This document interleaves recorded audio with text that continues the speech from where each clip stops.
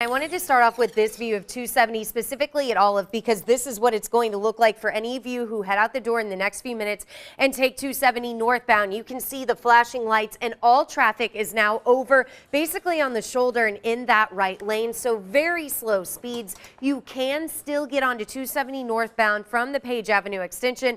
Guys, the best alternate I would suggest to 270 right here, 141 at Olive, not a car on the road. This will be much easier to navigate than 270. The other serious crash that I am tracking right now is 44 eastbound right around Hampton, right in that construction zone. Traffic, in fact, is being diverted at Hampton. I would suggest if you live south of 44, maybe go over to Kings Highway, get on the interstate. If you live north of 44, go up to Interstate 64. As you heard Megan say earlier, yes, there is wet roads. There are wet roads, but you will not have to deal with this. This is what it looks like 44 eastbound. I understand this is a two-car rollover crash, so this is going to take some time to clear up this morning. Really, wherever you're driving, give yourself about 5 extra minutes, Andre, because of those wet roads. Be prepared and have a full tank of gas because I am seeing delays of over 2 hours. Interstate 70, that is by far the worst interstate in our area. This is what it looks like, 70 at Union, just a parking lot as people are trying to get out of the city of St. Louis. 14 miles per hour as people get closer to the Ferguson area. A situation I've been tracking now, Andre, for 20 minutes. As you see, emergency lights right here, 70 westbound west of Cary, because there is debris in the road that actually popped up and hit a semi. So here it is right here. I can tell you that the backup is to McKinley, but we can get you around it. If you want to avoid this entirely and you do take 70 to get out of the city, here's what you can do. Go up to Shreve, go up to Union, go up to Riverview to get on Interstate 70, or if you're coming out of the Metro East, don't mess with those downtown bridges. Rather, go up to 270, the Chain of Rocks Bridge, as an alternate route. 70 right now. And I have an update on that crash I told you about just 10 minutes ago. It's a positive update. Police have definitely made some progress in this. When I showed you this 10 minutes ago, there was another semi pulled over. Now there's just one and one police car. So this is technically 70 eastbound at TR Hughes. MoDOT is saying this should be cleared in the next 20 minutes. I kind of think it might be a little bit earlier than that. So here it is, TR Hughes or also Billow Creek Road. My best advice to you, if you are getting ready to walk out the door right this minute, go up to 79, get on the interstate there, or take 64 this morning. Very light traffic there. Until you hit that crash, it is a speed limit run. It stays the speed limit run over the Blanchette Bridge. Keep in mind, there's a little bit of construction, 70 westbound right by 5th Street. Things look great as you get closer to Lambert Airport. Already checked in with Lambert. Only 3 flights have very minor delays today. And this is what it looks like on the Interbelt. 170 all of this is a Norsum, so heavier traffic heading south. No problems here. Coming up in 10 minutes, I'll walk you through what you can expect if you drive 55. Been tracking on 70. And it's a positive update, Emily. That crash has now cleared. So if you are about ready to start a commute where you head into or even out of the city of St. Louis, you should not have any problems on 70 right here just west of Cary. Going a little bit further west, there will be no problems for people getting to Lambert Airport, but there are a few problems with people trying to get here from New York. 3 flights coming in from New York have been canceled. However, no departures have been canceled yet. That's something I will keep my eye on. Going a little bit further west on 70, things are looking good in the St. Charles County area. No problems at all down here on Interstate 64, but traffic is starting to build for our drivers coming out of the Wentzville area. You can see a big stream of cars and trucks heading east on Interstate 70. There are no delays in the entire St. Louis area. And that is very good for all of you drivers who dealt with plenty of headaches yesterday morning. This morning, though, road crews are hoping they do not see a repeat. Our Kelly Davis is live with the Bommarito Street Fleet at MoDOT headquarters. And Kelly, the big question, how are those road crews going to deal with the snow that's coming later today? And I made a promise on yesterday's morning show that I would contact MoDOT to get an update on this. Well, that is exactly what I did. I have some good news for any of you who take this and you go westbound. The configuration of the bridges are pretty much done in those 2 locations, but of course they are working even more on the eastbound bridges, so that construction is going to last a couple more weeks. This is all but shut down. 270 northbound right at Page in the Creve Coeur area. You can see that traffic is pretty much at a standstill. Emergency crews trying to weave their way through traffic to get to the people involved. Speeds are going to plummet in this area. So my advice to you, if you can, avoid Page, avoid 64. Instead, if you're coming out of St. Charles County and you need to get to 270, go up here to 70. That would be your best bet. If you are coming out of St. Clair County this morning, you might want to give yourself a few extra minutes to go over the Poplar Street Bridge. It's about 10 miles slower than we typically see it, and that is because of the construction that leads up to that bridge down to 48 miles per hour on Interstate 64 westbound. You might want to give Route 15 a try. Take that through East St. Louis to get to the Martin Luther King Bridge. It's moving just a little bit faster this morning. The construction that was supposed to start on 270 right here between 367 and Lilac has been delayed. I am seeing heavy traffic coming off the Chain of Rocks Bridge, but it is still a speed limit run. The big story of the morning coming out of the traffic center, though, is right here in South St. Louis County, a very serious rollover crash. Our Mark Griffin has been following this for about 30 minutes now. Mark, what is the latest? Up all the way to Butler Hill.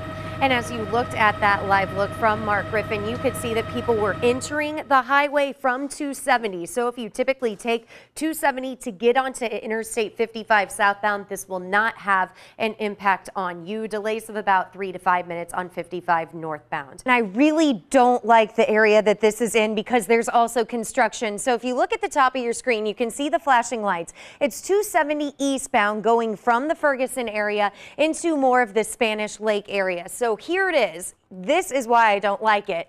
This is also going on. I wanted to kind of give you a close-up view. So here is the crash.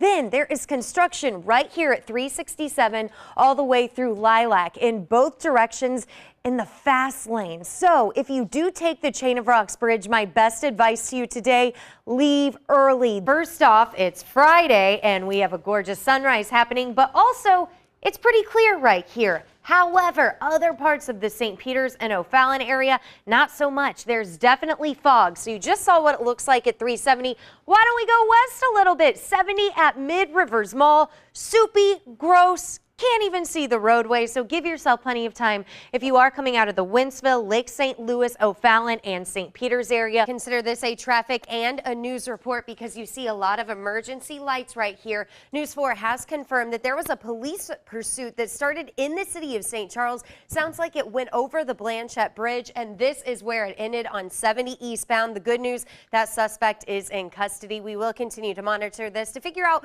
when that lane will reopen. I can have a big smile at the beginning of this report, Andre, because it is looking good for all of our drivers coming out of St. Clair County, specifically right here as they come off the Poplar Street Bridge. Laura Hettiger spent hours yesterday talking to lawmakers and researching some hot topics. Laura, what's the rest of the week looking like? Well, Emily, we have to imagine that representatives and senators are getting ready for work right now. They will be going to their offices in Jeff City this morning. And when they finally have a chance to sit down at their desk, maybe drink their morning coffee, they will already be up against the clock because they still have 3 major issues looming. Right to work, the gas tax, and also the voter ID bill. Now, the Senate made major progress on right to work yesterday. They did pass a measure that moves on to the House today. It bans workplace contracts where union fees are collected from non-members. According to lawmakers I spoke with, that will most likely take up the rest of the time, meaning there's a good chance there will not be any time to push through a gas tax. That's not good news for MoDOT officials. They tell me without more money, it'll be very hard to plan any long-term projects. We do a 5-year construction program. We look at it 5 years at a time. And when we're looking out to 2017, that's the point where we don't think we'll be able to match all of the federal funds anymore. And funding for roads is such a big deal for all of you watching, for all of you who drive here in Missouri. The News 4 will continue to follow this for all of you. For any of you who took Interstate 55, 70 right here, or Interstate 64 and got caught in that major backup just before the downtown bridges this morning, you probably thought, why didn't News 4 tell us about this construction? Well, it's because IDOT officials never told us about that construction. I asked IDOT about that today. They say they had a slip up. Here's the big question. Why in the world didn't you alert people? Well, that was an oversight on our part. We did have the message boards out there for the last couple of weeks saying that this was coming and had that date on it, but we didn't, just through a slip up in our office, we didn't get the press release out in time for that. That's the official answer as to why traffic looked like this. Cars and trucks backed up all the way to 111. Crews were scheduled to do this restriping project on Saturday, but the weekend rain washed out those road plans. So, with no warning to the general public, IDOT crews closed one left lane minutes before 7 a.m., just in time to snarl the morning commute. On this one, it slipped past us. We didn't get it out, so. And for that, I do apologize to all the motorists. You can expect more construction for tomorrow's morning commute, but instead of the left lane of 64 being closed, the right lane will be closed, and it will remain closed throughout the rest of this year and into next spring. IDOT officials tell me you should allot 15 extra minutes for your morning commute from here on out. Reporting in Collinsville, Laura Hettiger, News 4.